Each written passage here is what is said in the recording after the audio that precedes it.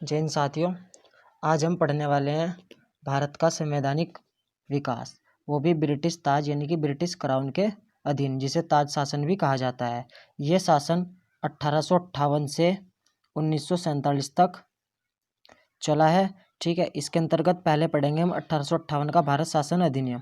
इसे भारत शासन अधिनियम को लाने की जरूरत क्यों पड़ी, इसके निर्माण की जरूरत क्यों पड़ी। देखो, हम जानते हैं कि 1857 की क्रांति जो मेरठ से चल रही थी, उसका कारण क्या था कि जो ईस्ट इंडिया कंपनी थी वो सैनिकों को चर्बी वाले कारतूस प्रयोग करने के लिए विवश कर रही थी, जिसके विरोध में मंगल पांडे द्वारा विरोध किया गया। ठीक है, इस विरोध को देखते हुए और ईस्ट इंडिया कंपनी के कुशासन को देखते हुए ब्रिटिश ताज यानी कि महारानी विक्टोरिया ने निर्णय किया कि अब ईस्ट इंडिया कंपनी का शासन पूर्णतः खत्म कर दिया जाएगा।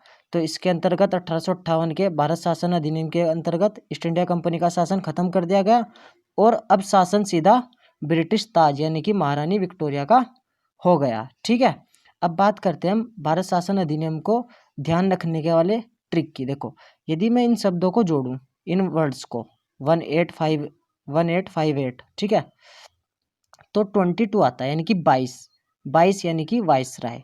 ठीक है, 22 से रिलेट क्या रखेंगे हम, वाइसराय। तो वाइसराय का पद बनाया गया था किसके अंतर्गत, भारत शासन अधिनियम के अंतर्गत। क्यों बनाया गया था, देखो, अब ईस्ट इंडिया कंपनी का शासन तो खत्म हो गया यहाँ से, तो जो गवर्नर जनरल था भारत का, उस पद को खत्म कर वाइसराय का पद बनाया गया और वाइसराय का पद सीधा ब्रिटिश ताज के अधीन था।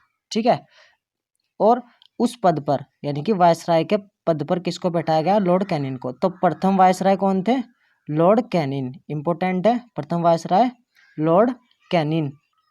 साथियों, इसी अधिनियम में त्रिस्तरीय यानी कि थ्री लेवल व्यवस्था की गई थी, सरकार की 3 लेवल व्यवस्था की गई थी, जिसके अंतर्गत एक तो वाइसराय का पद प्लस उसकी 5 सदस्य परिषद, जिसको बोला गया भारत सरकार। क्या बोला गया, भारत सरकार। किसको, वायसराय को और उसकी 5 सदस्य परिषद को। एक स्तरीय सरकार ये हो गई थी। दूसरी गृह सरकार। क्या बोला गया, गृह सरकार। देखो, होम गवर्नमेंट, इसको याद कैसे रखेंगे, 882 आ रहे हैं इसमें 1858 में, बस 8 को ध्यान रखो, H8 पे आता है 8 नंबर पर। ठीक है, होम गवर्नमेंट, जिसको गृह सरकार बोलेंगे।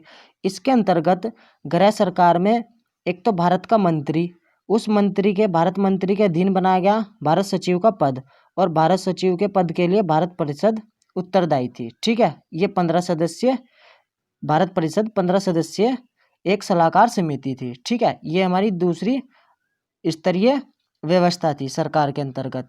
अब बात करते हैं तीसरी व्यवस्था की। तीसरी व्यवस्था हमारी प्रांतीय सरकार से थी, जिसमें गवर्नर और उसकी परिषद, 5 सदस्य परिषद को रखा गया था। अब गवर्नर जो होते थे वो वायसराय के अधीन काम करेगा, यानी कि गवर्नर किसके अधीन होगा, वायसराय के। ठीक है, और वायसराय सीधा किसके अधीन होगा, मंत्रिमंडल के, यानी कि मंत्रिमंडल से संबंधित हमारा जो ब्रिटिश कैबिनेट है, ब्रिटिश मंत्रिमंडल है, उसके अधीन होगा। ठीक है, यानी कि विक्टोरिया महारानी के अधीन काम करेगा वायसराय सीधा। इस प्रकार त्रिस्तरीय व्यवस्था की गई थी हमारी। ठीक है, अब देखो साथियों, होता क्या है, जो हमारा 1784 का पिट्स अधिनियम था, उसमें क्या किया गया था, बोर्ड ऑफ कंट्रोल की स्थापना की गई थी। किसकी, BOC की, बोर्ड ऑफ कंट्रोल की स्थापना की गई थी। अब इसके स्थान पर क्या करा गया कि भारत सचिव का पद बनाया गया। ठीक है, और द्वैध शासन को खत्म कर दिया गया। द्वैध शासन कौन सा, बोर्ड ऑफ कंट्रोल और बोर्ड ऑफ डायरेक्टर, इन दोनों पदों को खत्म कर दिया गया, क्योंकि अब ईस्ट इंडिया कंपनी भी खत्म हो गई थी। ठीक है, उसके स्थान पर भारत सचिव का पद बनाया गया और द्वैध शासन को पूर्णतः खत्म कर दिया गया। ठीक है, भारत सचिव, जो हमारा भारत सचिव था, उसकी 15 सदस्य यानी कि इंडियन काउंसिल, भारत परिषद का गठन किया गया। भारत परिषद किसके अधीन थी, भारत सचिव के। भारत सचिव यानी कि ये क्या थी, 15 सदस्य जो हमारी भारत परिषद थी, ये एक सलाहकार समिति थी, मैं आपको बता चुका। अब इसका अध्यक्ष किसका, इस समिति का, सलाहकार समिति का 15 सदस्य का भारत सचिव था। जो बनाया गया था, किसके स्थान पर, बीओसी के स्थान पर, ठीक है। और प्रथम भारत सचिव यानी कि इसके अध्यक्ष कौन थे, चार्ल्स वुड थे, ठीक है। और दोस्तों यह जो अधिनियम था 1858 का भारत शासन अधिनियम, ये भारत के शासन को अच्छा बनाने के अधिनियम के नाम से प्रसिद्ध है, क्योंकि जो हमारी ईस्ट इंडिया कंपनी अत्याचार कर रही थी, अब उसका शासन खत्म हो गया था, तो अब सीधा शासन किसके अधीन हो गया था, ब्रिटिश ताज के। तो ब्रिटिश ताज के अधीन हो जाने के कारण भारत की शासन व्यवस्था सुधरने लगी थी, इसलिए इसको भारत के शासन का अच्छा अधिनियम भी माना जाता है। अभी हमने पीछे पढ़ा कि गृह सरकार, होम गवर्नमेंट के जो सदस्य होते थे वो ब्रिटेन में तो निवास करते थे, लेकिन उनके जो वेतन भत्ते होते थे वो भारत के राजकोष से दिए जाते थे, ठीक है। तो साथियों ये था आज का हमारा 1858 का भारत परिषद अधिनियम, भारत शासन अधिनियम। नेक्स्ट पढ़ेंगे हम 1861 के भारत परिषद अधिनियम जितने भी हुए हैं ब्रिटिश ताज के अधीन। यदि आपको वीडियो अच्छी लगी हो तो प्लीज़ लाइक और शेयर कर दिया करो दोस्तों के साथ। यदि आप न्यू हैं तो प्लीज़ चैनल को सब्सक्राइब कर ले, ताकि न्यू आने वाली वीडियो सबसे पहले आपके पास पहुंच सके, ठीक है। जय हिंद, जय भारत।